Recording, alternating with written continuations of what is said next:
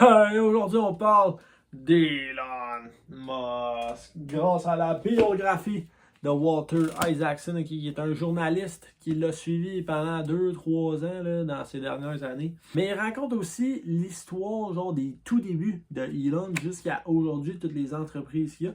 Fait que c'est vraiment bon. Beaucoup de péripéties là, que je parlerai pas toutes dans la vidéo. Fait que c'est pour ça que genre, on lit ce livre-là. C'est vraiment bon, ok? Mais aujourd'hui, je vais tenter, ok, le mieux que je peux, de shorter ça, de vraiment raconter l'essentiel.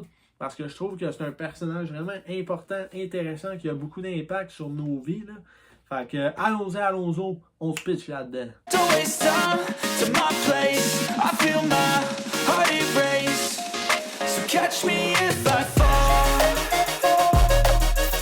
S'il y avait un mot pour décrire Elon Musk, ça serait hardcore. Puis on va voir la signification de ce mot-là plus loin dans la vidéo, ok? Puis sinon, le livre start avec deux quotes vraiment percutantes, ok? La première de Elon, c'est « To anyone I've offended, I just want to say I reinvented electric cars and I'm sending people to Mars in a rocket ship. Did you think I was also going to be a chill, normal dude? » C'est bon. La deuxième, c'est elle de Steve Jobs. « The people who are crazy enough to think they can change the world are the ones who do. » Putain, ok? Puis là, on y va straight up, ok? Avec l'enfance de Elon. Donc, tout a commencé en Afrique du Sud. À 12 ans, Elon a été envoyé à la Veld School, un camp de survie dans la nature. Les gens étaient rationnés en eau et en nourriture et étaient encouragés à se battre pour ces sources de vie. À cette époque, l'intimidation était une vertu. Elon était petit et mince, alors il s'est fait battre 2 fois par des plus gros que lui. Et à son école plus normale, il se faisait souvent frapper aussi par ses intimidateurs. À 6 ans, son chien préféré l'a attaqué en croquant dans son dos. Malgré cela, il a résisté les traitements jusqu'à temps qu'il se fasse promettre que le chien ne sera pas puni. Bon, ils ont fini par tirer le chien, mais tu vois la réaction de Young Elon? C'est quand même impressionnant, je trouve. Ensuite, le père d'Elon me fait penser beaucoup au père de Sylvester Stallone. Pas beaucoup de compassion, de l'intimidation et de la jalousie pour le succès de son fils. Bref, on peut dire que son père, tout comme les péripéties tout juste dévoilées, ont forgé toute une dureté du mental chez Elon. Comme il a dit, l'adversité m'a construit, ma tolérance à la douleur a grandement augmenté. Et un fait intéressant, ok, c'est que le père d'Elon a nommé son fils ainsi car c'était le nom d'un général qui dirigeait une colonie sur Mars dans le livre de science-fiction intitulé Project Mars. C'est drôle parce que c'est ça que Elon fait aujourd'hui. Coïncidence ou est-ce que c'est le destin ou est-ce que ça lui a juste donné une idée? On ne sait pas. Elon s'immergeait dans les livres. Il aimait surtout les comic books car ça parlait de super-héros qui voulaient sauver le monde. Dans son adolescence toujours, il a fait une crise existentielle car autant la religion que la science ne pouvaient pas expliquer d'où l'univers provenait et pourquoi ça existait.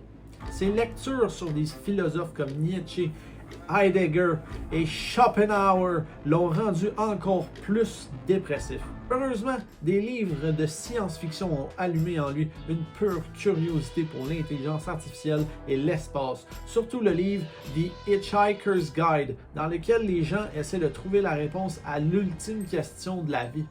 Ils construisent donc un super ordinateur qui arrive à la réponse 42. Les gens étaient sur le cul. Le super ordi ajouta que c'était bel et bien la réponse. Et que le vrai problème, pour être honnête, c'est que vous n'avez jamais vraiment su quelle était la question. Ce livre, combiné à la passion d'Elon envers les jeux vidéo et de simulation, a mené à une fascination éternelle pour la pensée qu'on est peut-être juste des pions dans un jeu qui est contrôlé par des êtres supérieurs. D'ailleurs, ça a l'air qu'il y a une théorie qui stipule que si quelqu'un découvre à quoi sert l'univers exactement, ça va automatiquement disparaître et être remplacé par quelque chose d'encore plus bizarre et inexplicable. Il y a une autre théorie qui dit que cela est déjà arrivé. Sinon, côté éducation, Elon a créé un jeu vidéo à l'âge de 13 ans. À l'école, avant le high school, il avait une moyenne de 83%. Ensuite, il avait de très bonnes notes, d'autres moyennes et d'autres moins bonnes. Comme il l'a dit, j'allais pas mettre beaucoup d'efforts dans des choses qui servent à rien. Il y a bien raison, tabarnak. Il est allé au Canada pour étudier à la Queen's University. Entre elle et Waterloo, c'est là qu'il y avait le plus de filles. Il était en ingénierie. Il travaillait simultanément à la Banque Scotia avec son frère Kimball. Elon était sur l'équipe stratégique de la planification. Cette expérience de travail lui a servi deux leçons. Il n'aime pas travailler pour d'autres mondes et deuxièmement, il n'aime pas le monde financier. Ce qui va justement lui donner du jus pour starter PayPal plus tard. Ensuite, il a transféré à l'Université de Pennsylvanie car à Queens, c'était pas assez challengeant pour lui. Il fait un mix de business et d'ingénierie. Il commençait à développer des idées pour les voitures électriques et les fusées.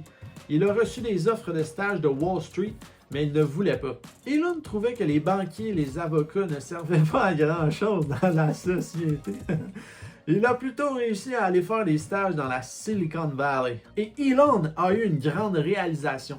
Il pourrait gagner sa vie formidablement en créant des jeux vidéo, mais il voulait une chose plus que tout dans la vie.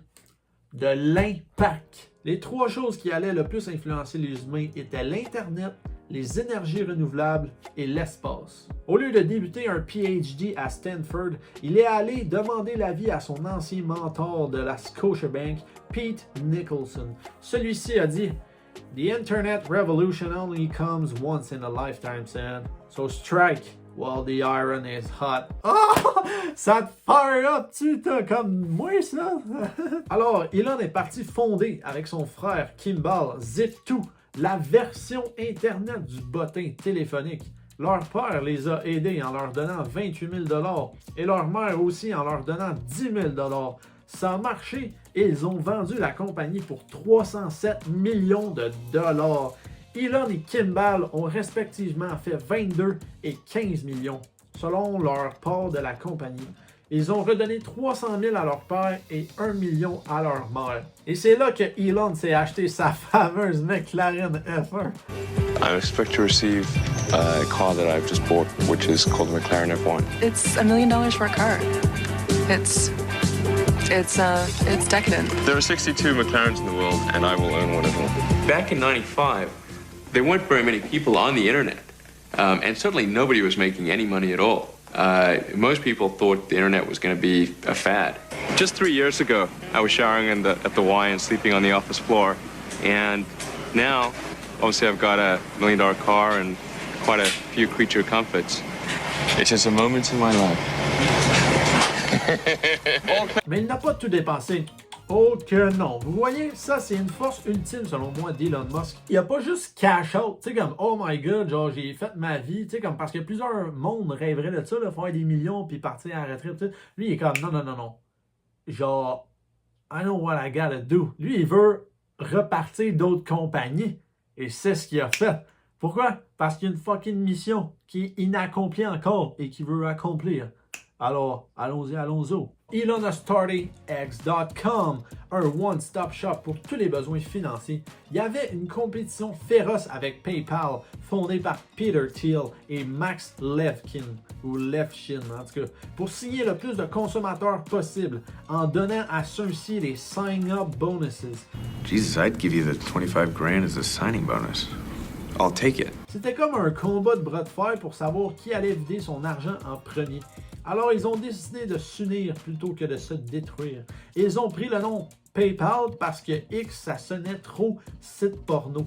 Elon a restructuré la compagnie de façon à ce que les ingénieurs travaillent de concert avec les designers et non séparément. Parce que ça facilite la communication puis tu minimises les erreurs de production. Ça, c'est vraiment une philosophie qui est appliquée plus tard, genre à Tesla puis dans d'autres compagnies aussi. Tu mets les designers puis les ingénieurs ensemble plutôt que séparément. Comme je disais, cette philosophie l'a aussi amené à SpaceX, Tesla et même Twitter.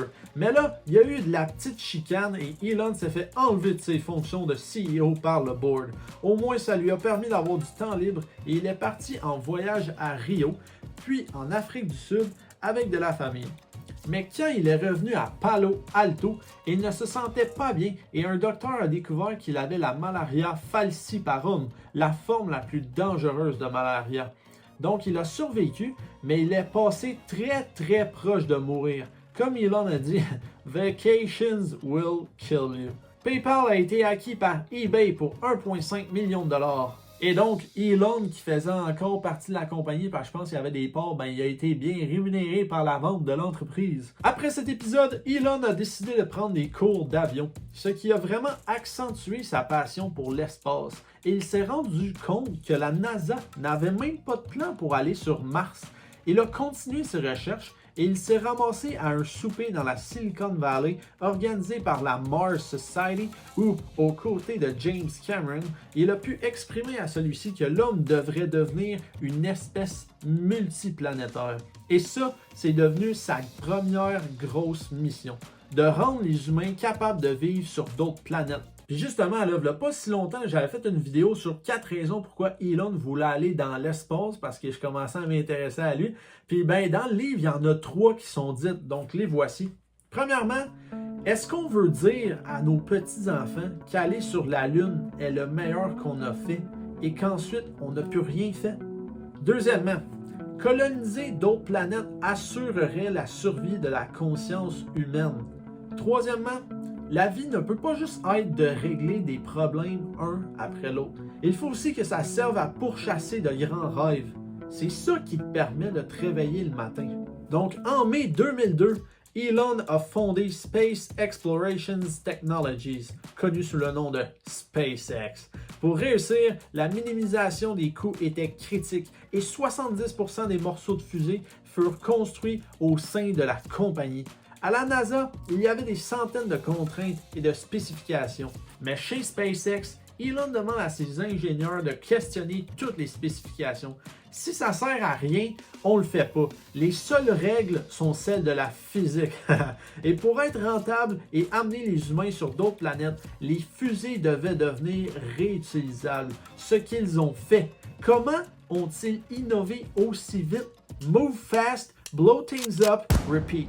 On essaie, on améliore, on recommence. Encore et encore, jusqu'à ce que ça marche. Avec le temps et avec l'expérience que les péripéties chez Tesla lui ont fourni, Elon est arrivé à formuler le célèbre algorithme qui dicte 5 commandements. Premièrement, remettre en question toutes les exigences. Les exigences provenant des personnes intelligentes sont les plus dangereuses car elles sont moins susceptibles d'être remises en question. Deuxièmement, supprimer toute partie ou processus inutile. Troisièmement, simplifier et optimiser. Ça vient après le numéro 2 car une erreur courante est de simplifier et d'optimiser une partie ou un processus qui ne devrait même pas exister. 4. Accélérer les cycles. 5. Automatiser. Ces principes servent à optimiser les processus industriels. Et ils venaient aussi avec d'autres petites règles. Ok, celle-là, c'est quand même assez intéressant. Ok, allons-y. Tous les managers techniques doivent avoir de l'expérience de première main. Par exemple, les managers des équipes de logiciels doivent passer au moins 20% de leur temps à faire du codage. Les managers des toits solaires doivent passer du temps sur les toits.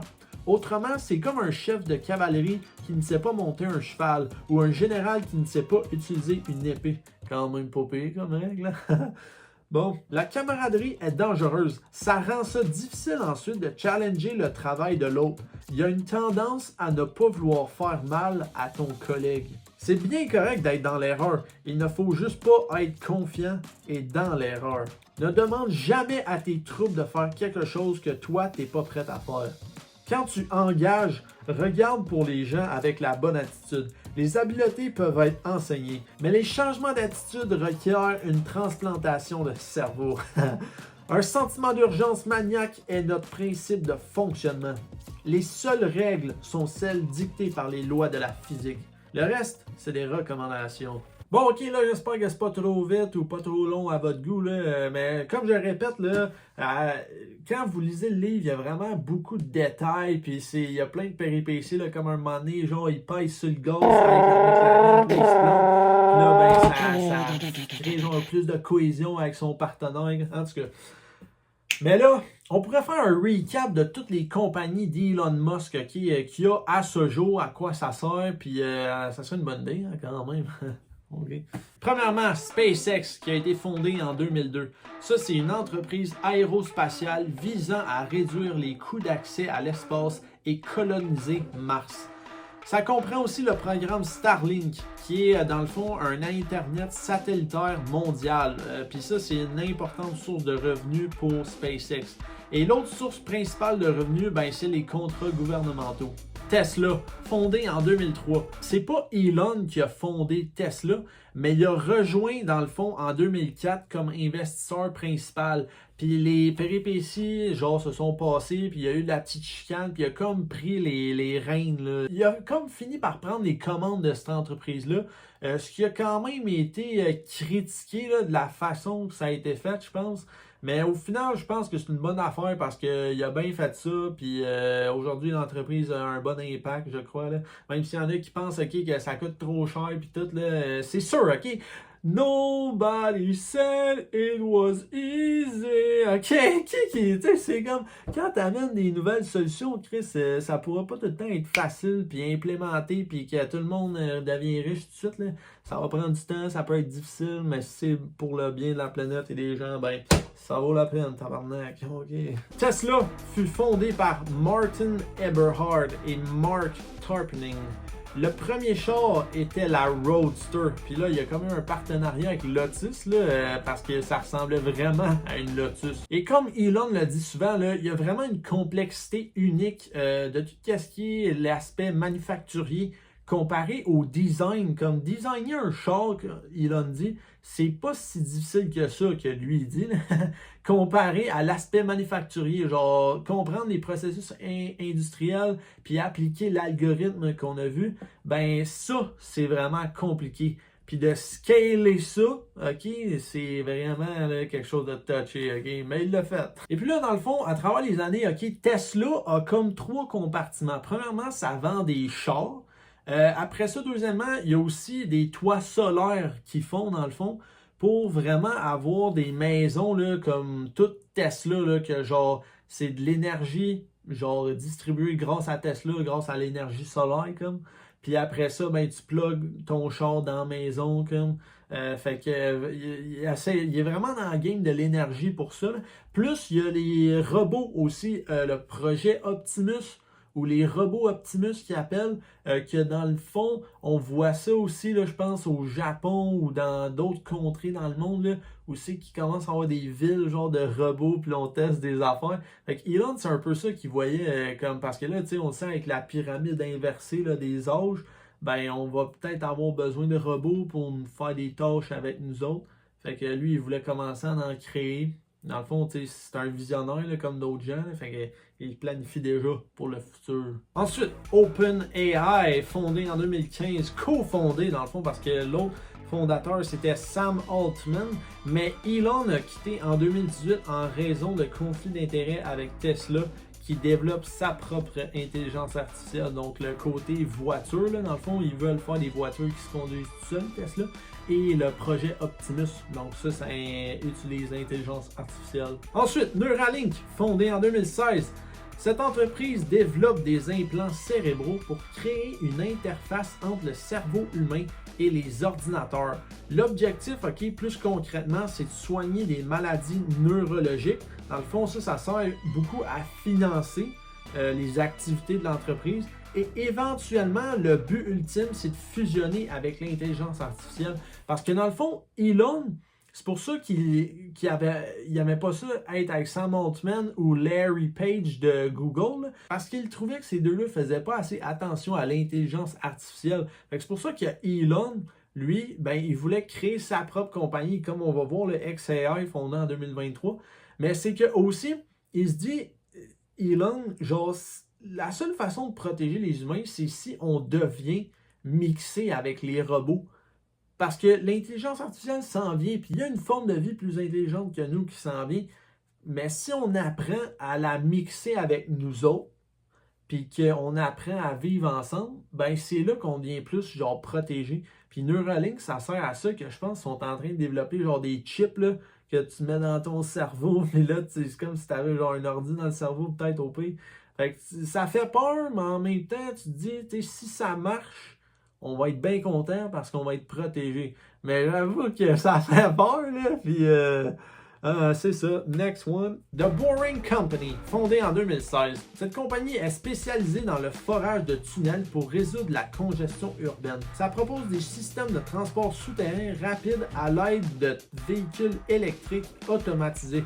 Ça, dans le fond, c'est drôle parce que Elon, il était pogné dans le trafic en Californie, puis là, un moment donné, il a juste tweeté genre « Ah, j'étais curieux du trafic, m'a creusé des trous, tabarouette. » C'est de là que l'idée de la compagnie est arrivée. Okay? Il était curieux du trafic, il était là, moi, je vais faire de quoi, là. Ensuite, Twitter, qui est maintenant rendu X, acquéri en 2022, racheté pour 44 milliards de dollars. Musk, vise à en faire une super app à la chinoise comme WeChat. Donc, il y aurait de la messagerie, des paiements, du contenu, des services. Puis, ça sert aussi de données pour sa compagnie d'intelligence artificielle, donc xAI, fondée en 2023 pour concurrencer OpenAI, dirigé par Sam Altman, et Google, dirigé par Larry Page. Le but, c'est de comprendre la véritable nature de l'univers à travers l'intelligence artificielle. Son chatbot, Grok, est intégré à X. Et c'est vraiment pour s'assurer que l'intelligence artificielle soit alignée avec l'humanité. Donc, vous voyez là, vraiment de gros projets. On est genre dans le futur, le présent. Puis lui, là, il est là-dedans. Là. Il y a comme 1, 2, 3, 4, 5, 6 compagnies, si on compte pas OpenAI, là. Même s'il en parle des fois parce qu'il est fâché de ce qui arrive là. Mais en tout cas, fait qu'il y a comme 6 compagnies, là. C'est malade, là. Prochaine section, là, genre, j'ai recueilli, vraiment des affaires qui décrivent vraiment Elon Musk, sa méthode de travail, comment il procède, lui, dans la vie. Fait à travers le livre, dans le fond, j'ai comme vraiment pris, là, des quotes, des passages ou des petits résumés, là, qui disent vraiment comment lui, il voit ça, c'est quoi sa façon de travailler, Let's go. Donc, premièrement, tu peux pas lui dire que ça marchera pas. Sinon, il va te pointer la porte. Tu dois arriver avec des solutions et rapidement. You work for him, you gotta be willing to work long hours and with great intensity. Fuck work-life balance. Fuck vacations. Je trouve que ça rejoint ça, en tout cas. Non, fuck it. Si tu deviens trop proche d'un partenaire, ça peut être néfaste car tu vas être incapable de lui donner de la critique, ce qui va être néfaste pour l'entreprise et donc beaucoup de gens. Un autre point amené par Walter Isaacson, justement le journaliste qui l'a suivi, là, c'est que Elon, c'est un homme à double facette. Two-face, man. Il peut être drôle, attentionné et empathique, puis se transformer en quelqu'un de glacial et d'impitoyable. Un autre point à noter, c'est qu'Elon a vraiment pas peur de prendre des risques. Il y a 2 exemples, quand il a juste fait l'accident de McLaren, avec Peter Thiel, le cofondateur de PayPal. Dans le fond, ils étaient ensemble, puis là, genre, Elon, sa méthode de fonctionner dans la vie, c'est just floor it and see what happens. Il a pesé sur le gaz, il est arrivé, ils ont fait des tonneaux, mais c'est le même aussi avec SpaceX, genre, ils ont testé, puis là, les fusées, ça montait, puis là, boum, ça marchait. C'est vraiment essai-erreur, genre, pousse les limites, regarde ce qui arrive, même si ça marche pas, on s'en calisse, il faut que ça marche.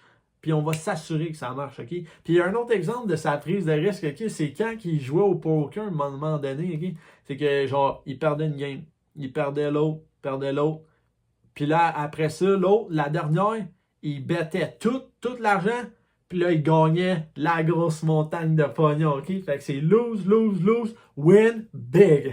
Il éprouve beaucoup de mépris pour les conventions et les règles. Puis c'est pour ça qu'il a choisi le Texas, C'est son frère, Kimball, qui a dit ça un moment donné dans le livre. C'est « In Texas, you can do whatever the fuck you want, Puis je pense que c'est pour ça que Joe Rogan il est allé là aussi, là. Dans sa tête, c'est constamment une tournade. Et aussi, Elon, il a vraiment une légitimité technique et un instinct naturel pour les bons chiffres. Genre, tu sais, c'est un ingénieur, il a fait des études là-dedans, mais c'est que aussi, il y a beaucoup d'ingénieurs qui travaillent pour lui, puis il arrivait avec des chiffres, puis tout.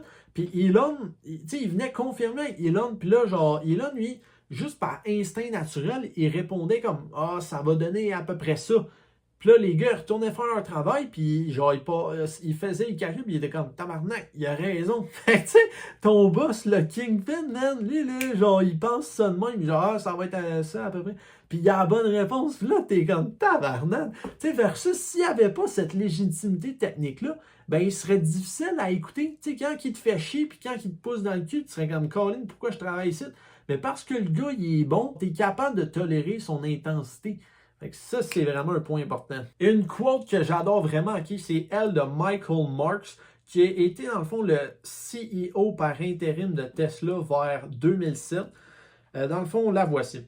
I've come to put him in the same category as Steve Jobs, which is that some people are just assholes, but they accomplish so much that I just have to sit back and say, that seems to be a package. Et puis Walter Isaacson lui a demandé, est-ce que ça excuse son comportement?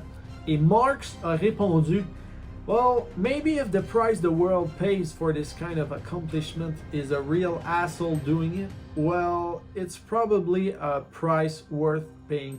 Puis ça m'amène vraiment à la philosophie de Michael Jordan qui dit ça dans The Last Dance, genre leadership as a price and winning as a price. Fait que genre oui, quand ça te tente pas d'être poussé, genre je vais te pousser. Quand tu veux pas faire telle affaire, je vais t'amener à faire telle affaire. Mais au final, genre je fais ça pour qu'on gagne, même si tu le vois pas, puis même si ça te tente pas là. Genre au final, genre on est ensemble là-dedans, puis on a une grande mission, puis je sais qu'on va y arriver. Fait que oui, je vais être gossant, puis je vais te taper, puis non, t'aimeras pas tout le temps ça. Mais genre, au final, je pense que tu vas être content de ta marouette de travailler ici. C'est un peu ça la philosophie de Elon Musk. Puis c'est vraiment cette quote-là là, de Michael Marks, ok?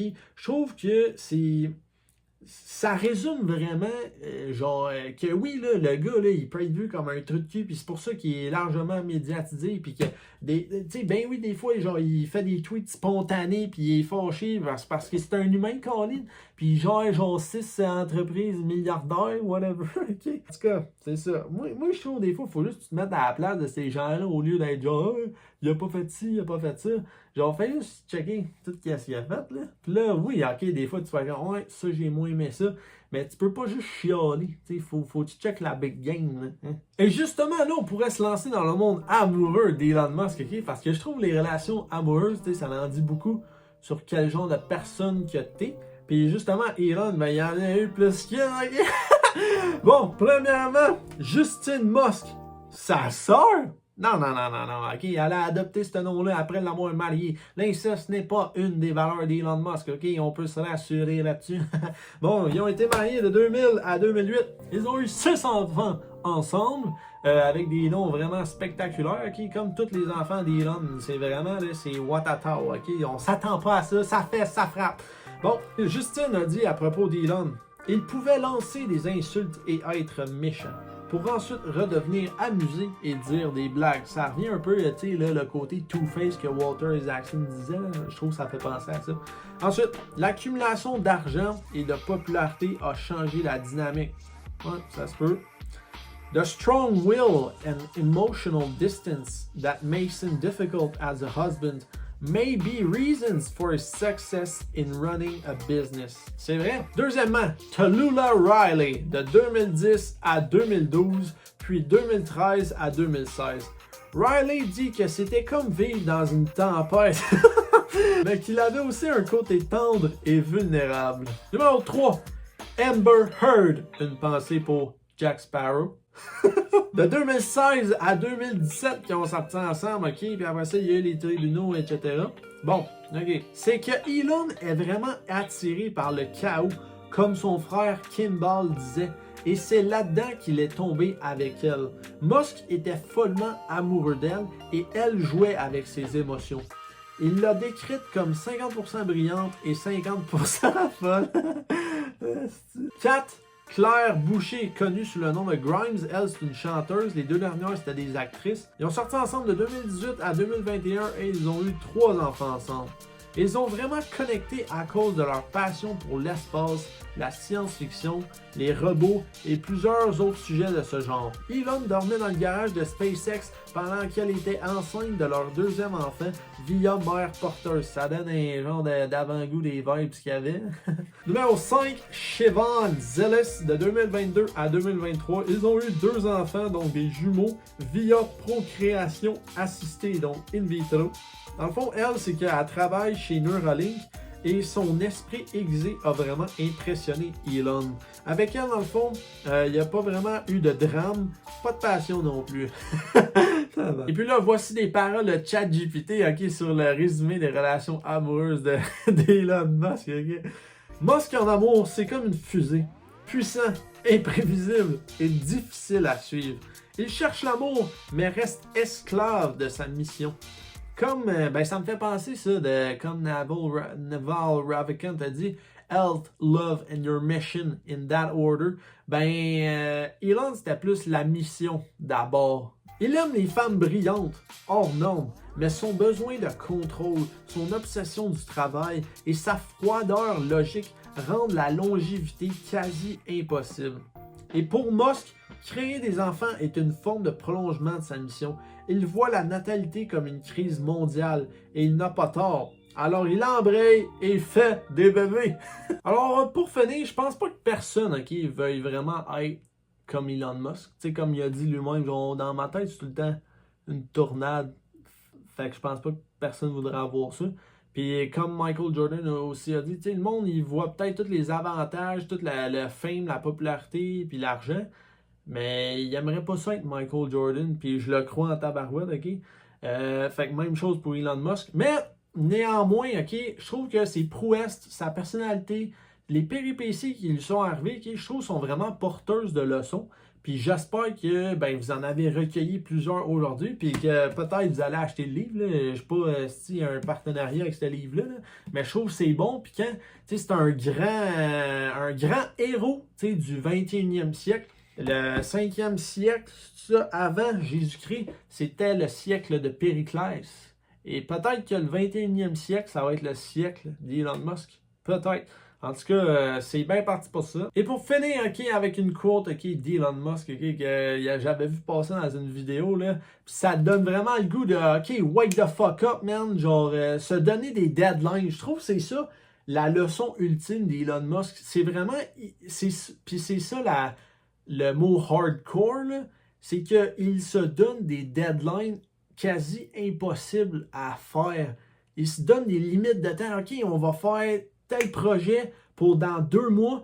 Puis là, le monde se dit, mais ça n'a jamais été fait. Puis si on le fait, ça serait en 6 mois. Toi, tu nous demandes en 2 mois. Puis il est genre, ouais. Fait que le monde, ils n'ont pas le choix d'embrayer puis de se surpasser. Puis oui, ça amène du stress, puis genre, c'est pas un mode de vie pour tout le monde. Puis même ceux pour qui c'est un mode de vie qu'ils aiment, ils vont se sentir peut-être, genre, mourants des fois, puis comme dans un tourbillon de lave ou whatever. Mais au final, genre, il fait ça pour nous autres. Puis je suis content, tabarnak, qu'il y ait quelqu'un comme lui dans ce monde-là, pour pas que moi ou d'autres mondes aient besoin de faire ça, ok? Fait que, c'est moi, juste wow, ok? Puis oui, tu sais, il y a des défauts, comme tout le monde, mais il y a beaucoup de qualités.